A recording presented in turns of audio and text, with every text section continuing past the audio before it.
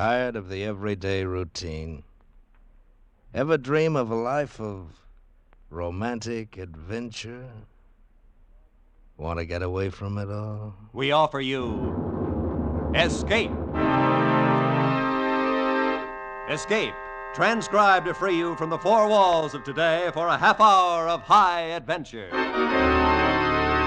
You are standing in a lonely canyon in the shadows of Superstition Mountain, while facing you, tempers ragged, guns drawn, are three men who, at your first move toward hidden treasure, will kill you.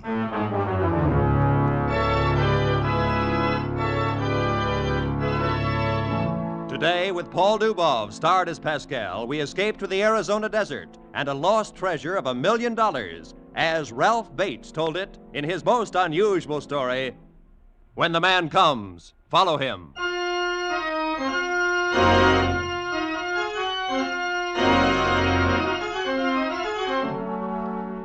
I was wrong. I know that now. But what good's it do? How could you tell dead men that it's all your fault and you're sorry? No matter what you tell them, they're still dead. So what's the use? It never would have happened if we hadn't got mixed up in this superstition business. We was going along fine. All the other boys in Frisco respected us, stayed out of our territory, at least most of the time. That was on account of the boss, Mr. Heineman. He was too smart for them, and they knew it. Smart, and a great guy along with it. Of course, some people might call him an ordinary racketeer, but he wasn't like that. Nobody could have treated me no better. And he was cultured, too, loved music. Played the violin almost as good as this fellow, Heifetz, or whatever his name is. Why, one time he sent me clear to New York to pick up a Stradivarius he'd heard about. And I had to hang around the dealer's store for 2 weeks before I got a chance to lift it. He wouldn't have trusted a job like that to any of the rest of the boys. He trusted me more than any of them. Me, Pascal. That's how come I feel so bad about what's happened. Because he trusted me. And he had to trust somebody, you understand. Because for 15 years, the boss had been stone blind.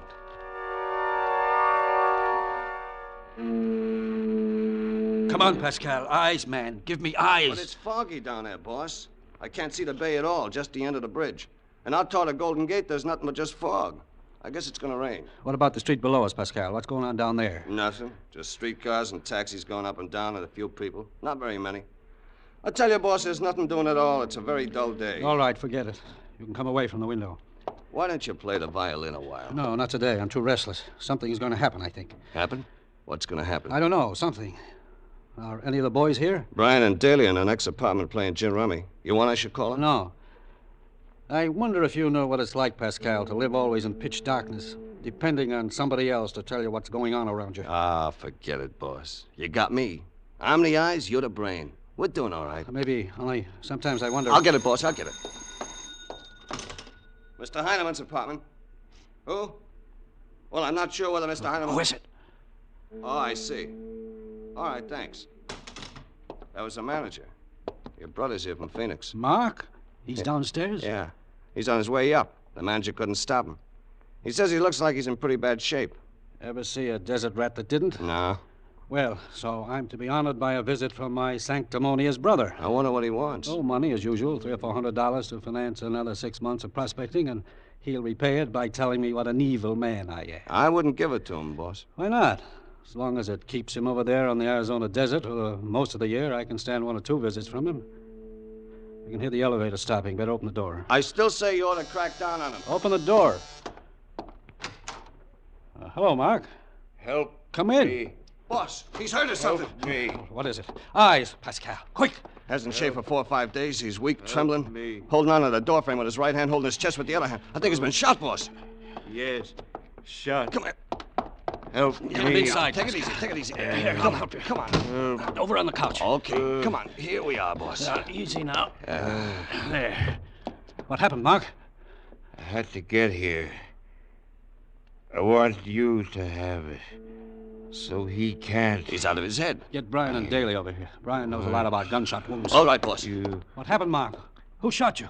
shot. Connect me with 907. Had to Come get on, come here. on, come on. Hello, Brian. All that The boss wants you glitters to come over is here right away. all that fools. Oh, fools. Treasures of kings and princess dying. Mark, you've got to get hold of yourself. I had to get here. You get it instead of him. Watch out for him. Oh, Mark. Map. Old map and a new map. He doesn't even make sense. Quiet. Look. Eyes, Pascal. What's he doing? He's raised up a little. He's pointing with his finger at the carpet about 4 feet away. When you get there, watch for it. When the man comes, follow him. Understand? Sure, Mark. When the man comes, follow him. Yes. When the man comes, follow him. What's he mean? I don't know. Follow him. What's up, boss? Pascal said you wanted me. Come in, Brian. This is my brother. He's been shot. See what you can do for him. Yeah, let's have a look. I've got to think. What could he possibly have stumbled into? Yeah, this happened a couple of days ago at least.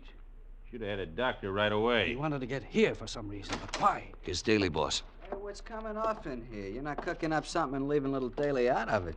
Ain't I in this, Mom? Stop your barking, Daly, before I throw you a can of Strong Hot. Don't get so smart now, Pascal. I got as much right to talk around here as you have. I said shut up. Uh, The boss's brother is here. He's been shot. He's in bad shape. Yeah, you're not kidding, Pascal. Matter of fact, he's about in as bad shape as he'll ever be. Boss, he's dead. That was the start of the thing. When the doc came, he said Mark should have died 24 hours earlier. Said he stayed alive long enough to get to Frisco on sheer nerve, nothing else. Mr. Heineman, he don't say much. He let the doctor take charge of everything. There was a wallet and some other stuff in Mark's pockets. Mr. Heineman, he took it with him and went into his own room and stayed there. After a while, the other boys drifted back to their rummy game, and finally, about 10 o'clock, I went to bed. At 2 in the morning, I woke up to find Heineman shaking my arm. Pascal, can you hear me? What? Pascal, come on, wake up. Okay, boss. I'm awake. What's the matter? I've been thinking. Got some ideas I'd like to talk about. All right, I'm listening. It's about Mark, the things he said. They begin to make sense. Oh, maybe to you, but not to me. Look, is this what I think it is? Oh, wait a minute, boss. Let me give it some light. Oh. Yeah, it's a map of a mountain range, I think. There's a lot of wavy lines like they use for valleys and ridges. There's some faded writing on it, brown ink. I think it's pretty old. 60 or 70 years at least, judging by the feel of the paper. Go on, Pascal. Describe it to me. Well, what looks like a road runs across the bottom along the base of the mountains. And there's a spot on it marked Red Hill. And there's a wavy line starts there and runs about halfway up the map. It runs past some dots marked 3 trees. And off on one side is a little drawing of a shovel with a broken handle. And it ends at another spot marked Camp. It's probably a trail. Yeah, I guess so. Well, the camp is beside a line that looks like the edge of a ridge or a cliff. And there's some writing that says, if no answer, go down. If no answer, go down. What else? Well, about a third of the way to the left from the camp, there's an X marked, and it says, man lives here. Up toward the top, there's another X. That's marked Thunder Peak. And at the very top, there's the word superstition. I guess that's about all. Good. Later, I'll have you take my finger and trace over the whole thing until I know it by heart. But this is enough to start on. To start what on? A search for whatever caused my brother's death. Something rather valuable, if my thinking is correct. All right. Only, how do we go about finding it? Mark told us how. When the man comes, follow him. You know what it means? Not yet. Well, if the map's 60 years old or more, how do you figure this guy's going to be there? Because my brother found him and followed him and then died for it. We're going to follow him, too. You and I and Bryant and Daly. We're going to Phoenix. Boss, I think maybe it's a kind of mistake to take Daly along. Why? Well, because he's a double-crosser. That's why I've been trying to tell you. You can't trust him. Don't worry. I can handle him. He's not the one who has to be watched. Then who is? Bryant? Let's leave it for now. Call the ticket office and get 4 reservations on the next plane out. I've got the feeling we'd better move fast. By the next afternoon, we checked into the Hotel Westwood Ho in Phoenix and started trying to get a line on Mark Heineman's recent activities. After 2 days, we still didn't have much to go on. He'd apparently hooked up with some new partner about 6 months before and gone into the desert. No one had seen anything of him since. An old man who ran a hardware store where Mark had bought tools and supplies finally gave us the tip-off without knowing it. You see, Mr. Heineman, your brother was one of the fellows around here who believed in the legend of the Lost Dutchman mine. I figure that's what he was really prospecting for. And what is the Lost Dutchman mine? Well, it's supposed to be a deposit of gold, richer than any's ever been found. A real treasure of kings. Treasure of kings. Boss, that's what he said. Quiet, Pascal. Okay. According to the stories, there's supposed to be a map in existence somewhere showing the exact location of the mine, drawn by the Dutchman himself. During the last 50 years or so, a lot of prospectors have gone back into the superstitions looking for it, but none of them... What do you mean by superstitions? Superstition Mountains, out on the desert east of town. That's where the mine's supposed to be located. Why are they called superstitions? Guess because so many fellas have gone up into them and never come back. There's supposed to be an Apache curse on anybody goes in there. The range used to be sacred to the Indian god of thunder. I see. And why do you think these men never came back? Heat, thirst, got lost, snake bite. Oh, it's awful rough country, and there's no water. Then, too, there might be a kind of curse on the place at that. The double cross. Meaning? Well, blazing sun and a lust for gold can be a bad combination on a man's nerves. A lot of partners have come back out of those hills alone. Double cross, huh? At least that's one curse that isn't limited to the superstitions. You find it in a lot of places. Well, we'd better go. Many thanks for your information. Well, not at all, Mr. Heineman. Sorry I couldn't be of more help. So that's what Mark found, a gold mine. A rich one, maybe? It must be. Mark was dying and he knew it, and yet all he talked about was treasure of kings. Gold, in other words. He didn't even tell us who shot him. Maybe his partner did it. Maybe. Pascal. Yeah? I want you to buy a pair of binoculars and rent a car. Uh-huh. We're going to drive out and try to locate that red hill this afternoon. All right, boss. The one thing we've got to watch out for is that curse. That's what happened to Mark. It's only an Indian superstition. I'm talking about the double cross. Mark wasn't the first man to die from it, and I don't think he'll be the last. Here, Pascal, let me take your arm.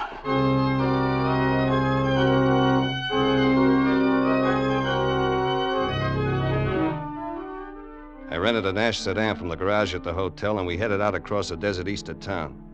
It was late afternoon before we finally found it. The only red hill on the east slope of the superstitions. Mr. Heineman told me to take the binoculars and try to locate the 3 trees that were marked on the map. I left the car, worked my way around the far side of the hill, and almost to the top before I could see the trees standing close together on the shoulder of the ridge about 6 miles away.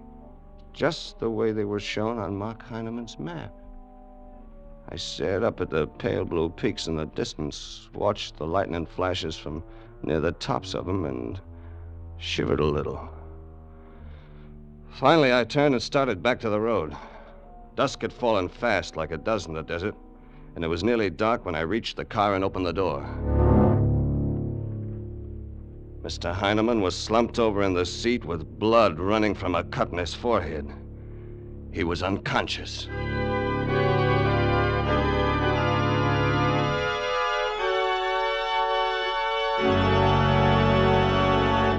In just a moment, we will return to Escape. But first, Ozzie and Harriet are back on CBS, coming to you on most of these same stations every Sunday evening, just before the Jack Benny Show. You'll find them more delightful, more welcome than ever. Ozzie and Harriet's own 2 boys, Ricky and David, are now playing themselves in the CBS series. So make it a family party with Ozzie and Harriet tomorrow night. And now, with our star, Paul Dubov as Pascal, and with Herb Butterfield as Mr. Heineman, we return to the second act of Escape and... When the Man Comes, follow him.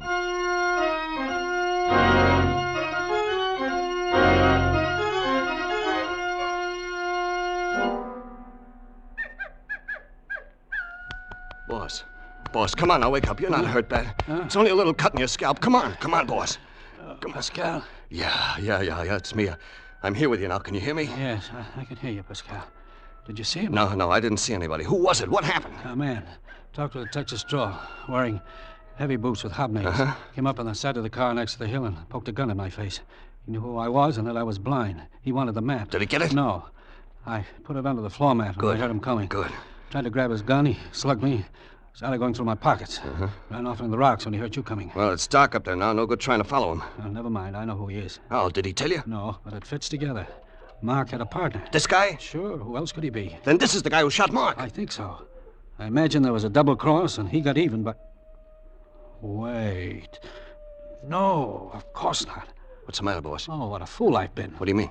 I had it figured all along that Mark double-crossed his partner and got shot for it. It was the other way round. Oh. It was Mark's map, and this partner doesn't know the secret of it. He probably knows where the man lives, but 10 to 1 he doesn't know about following him. Pascal. Yeah, boss? Get the car started and head back for the hotel. We've got to get an outfit together and start up that trail tomorrow morning. There's no time to lose. Let's go. At 9 o'clock the next morning, the four of us passed the Red Hill and started up the rocky trail that led toward the far-off heights of Thunder Peak.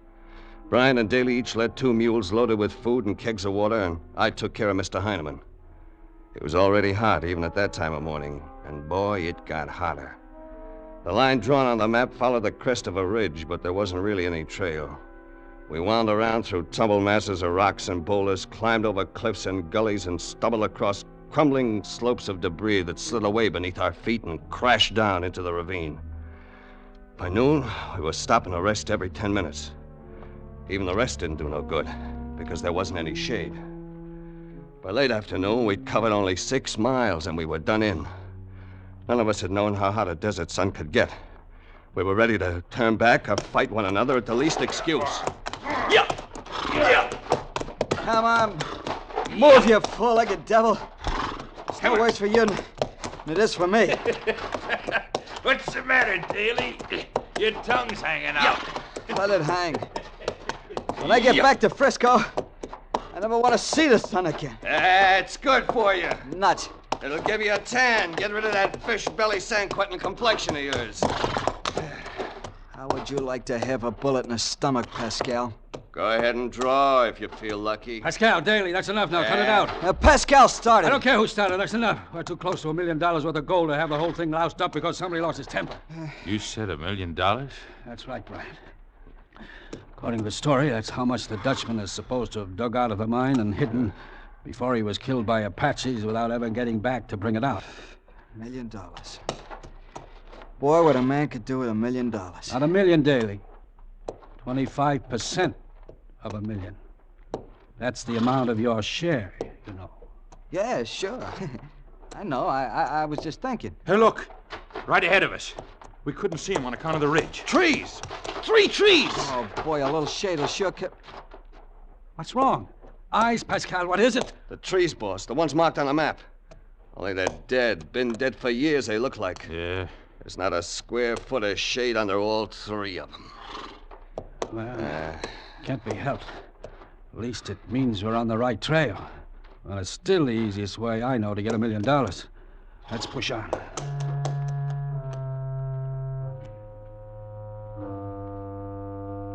Two hours later, we came across a shovel with a broken handle stuck on the top of a pile of rocks, so we knew we were still heading in the right direction. The shovel had been drawn on the map. We stopped there for the night. A while after dark, the boss heard somebody in the rocks, so we put out the fire we'd built and took turns standing guard. And later, when the moon was up, I thought I saw something moving a short way off, but I couldn't be sure. Yeah, it was a creepy feeling, thinking I was being watched, not seeing anybody. All night long, I could see the flares of lightning and hear the low thunder from the top of the shadowy peak ahead of us. Was I glad when dawn finally came and we hit that trail again. But 2 hours later, I was wishing for sundown again. It was even hotter than the day before. And on top of it, all of us were so stiff and sore we could hardly move. We cursed and sweated and stumbled through the long, blazing day. Finally, at dusk, we reached the spot marked camp on the map. It was close to the edge of a straight-walled cliff that yawned over a deep box canyon below. There were signs of campfires and burro tracks. This place had been used before. Yeah, we were too tired to care.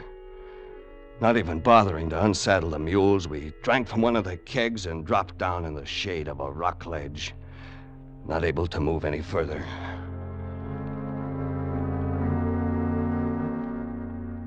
After about an hour, the sun slipped behind the ridges to the west and left us in the shadow. The boss got us onto our feet, put Brian to search for something to use for a fire, and told Daly to unpack the mules. He took me with him to scout along the rim of the cliff and try to find out what was meant by the words on the map. If no answer, go down. After half an hour, we found nothing, and we were ready to decide there was no way to go down that 1,000-foot rock wall when suddenly... Pascal, that was a shot. You see anything? No, it was back toward camp, but there's a ridge between us. I can't see a sign of any... Come on, Pascal. Yeah. Take hold of my arm. Okay. Let's get back there fast.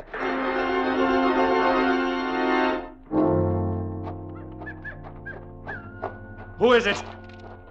Come on, speak up or I'll shoot. Relax, Brian. It's us. That's Pascal and the boss. Did you see anybody? No, what happened? Somebody took a shot at Daly, and he got all spooked up and fired off half a clip. It was that guy that's been following us, boss. I saw him there in the rocks not more than 100 feet away. And you missed him, I suppose. Well, it was dark. Hey, what happened to the mules? They're gone. Yeah, they stampeded when Daly fired off that gun in their ears. That's great. We'll have a fine time packing 5 kegs of water and all the supplies on our backs.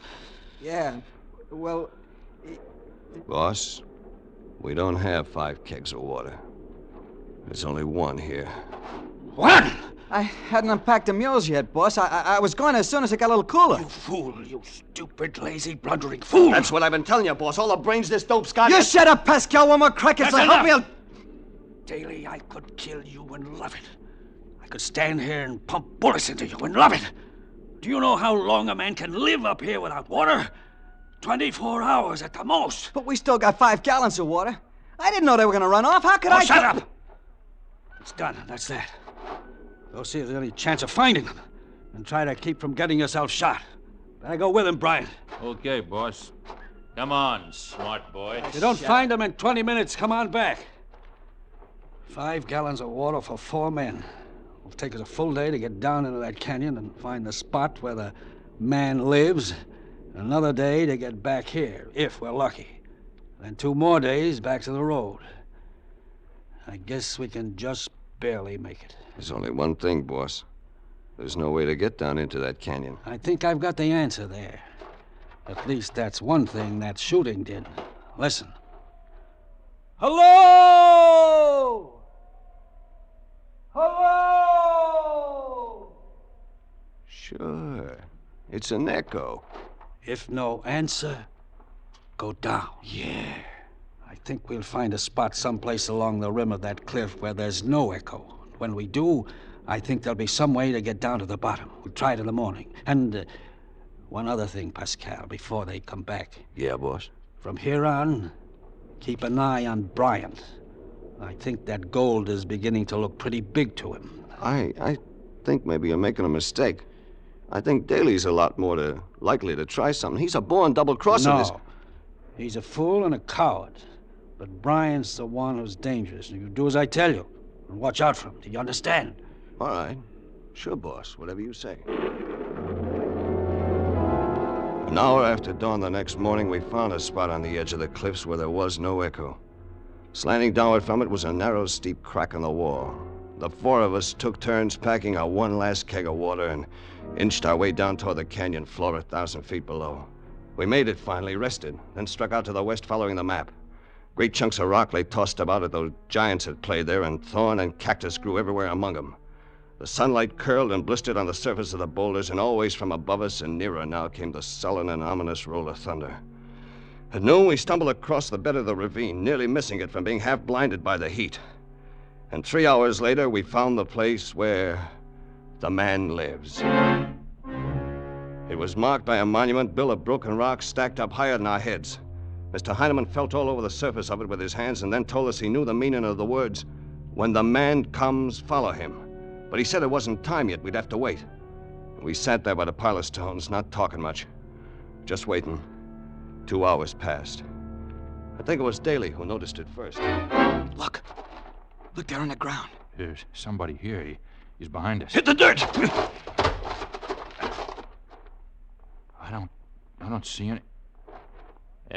so that's it. Boys, I'm a little disappointed in you. Scared by a shadow. Oh, well, Look well. at it. It's the shadow of that pile of rocks. Looks just like a man with a hat on holding a gun. Yeah. The rock pile don't look like a man, but the shadow does. Well, since he's apparently come now, I guess we'd better follow him. Huh? How do you mean follow him? The sun's going down. The shadow must be getting longer, stretching out over the ground. So get going. Follow the direction it's pointing. All right, boss. Pascal will stay here with me and keep you on line. Right. Watch for signs of something buried, rocks laid over it, or cleared space, something of that kind. Okay. We're not more than a few feet from $1 million. Let's get it. The 2 of them worked their way along through the rocks while I stood by the monument and waved them toward one side or the other. Part of the time they were out of sight behind a ledge of boulder. An army could have hidden in that broken mess and never been noticed. I kept describing everything that was happening to the boss. And about 20 minutes went by before I heard Daly shout. We found it! Gold! It's here! We found He it! scrambled over a ledge and came running toward us, calling out and holding something in his hand. Then about 100 feet away from us, he stopped suddenly and drew his gun. Pascal, what is it? What's happening? Daly's pulled a gun on his boss. Drop it, Daly! Drop it or I'll shoot! No, Pascal! He's in between us, you fool! He's hiding in the rocks! All right, Daly, you asked for it. Pascal, no! I got him, boss. The dirty double-crosser. You fool! He was going to kill us, boss. He was coming at us with a... Wait. Somebody staggered out of the rocks there and fell. Somebody I never saw before. My brother's partner, the man who's been following us. But then Daly killed him, and I killed Daly. Boss, I thought Daly was shooting at us. I didn't know there was anybody else there. Well, you know now. I told you to keep an eye on Bryant. What's happened to him? Pascal, where's Bryant? Right behind you, suckers. Look out, boss! Lousy shooting, Bryant! I got him, boss. He missed me, and I got him. Good. Only he didn't miss me. Boss! No, boss. Pascal, you hear the thunder? Yeah, sure. It's real loud. That's funny. Same old curse. Double cross. It's my fault, boss. I should have done like you told me and watched Bryant. $1 million in gold for somebody else. Don't talk like that. It's for us, for you and me. I'll get you out, boss. You're not really hit bad, you know? Bad? I'm dying. And you too, Pascal. What? You're gonna die too. What? What do you mean? The water keg. Bryant's bullet smashed it. I heard the water running out. Huh? No. Am I right? Yeah. It's all gone. It's 3 days out to the highway, Pascal. And you don't have any water. You poor devil. You don't have one single drop of water.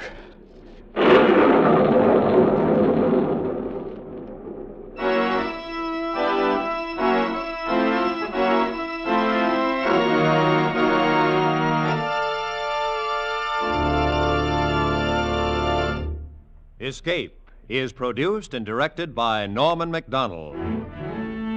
Today we have presented Transcribed. When the Man Comes, Follow Him by Ralph Bates. Adapted for radio by Les Crutchfield, with editorial supervision by John Dunkel. Starred as Pascal was Paul Dubov, with Herb Butterfield as Mr. Heineman. Featured in the cast were Harry Bartell, Jeff Corey, Barney Phillips, and Junius Matthews. Special music was arranged and played by Ivan Ditmars. Next week, You are standing on the rolling deck of a pirate junk in the China Seas, and facing you is the sinister figure of the most feared man in the Orient, a general who has just doomed you to death.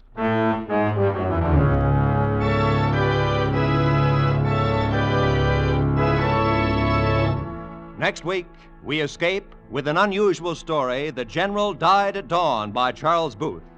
Be sure to tune in at the same time next week when once again we offer you Escape.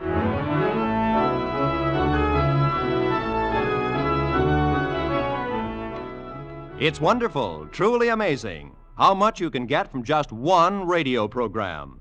The unbounded passion of the world's greatest Don Juan, the unrivaled music of the world's most eminent soloist, an unsurpassed lesson in philanthropy. Also, some of the greatest laughter you'll ever hear. For the program is The Jack Benny Show. Be sure to hear Jack Benny and his gang again Sunday at 7 o'clock Eastern Time over these same CBS stations. This is Roy Rowan speaking. Now, stay tuned for 5 minutes of the latest news, to be followed by the Let's Pretend program over most of these stations.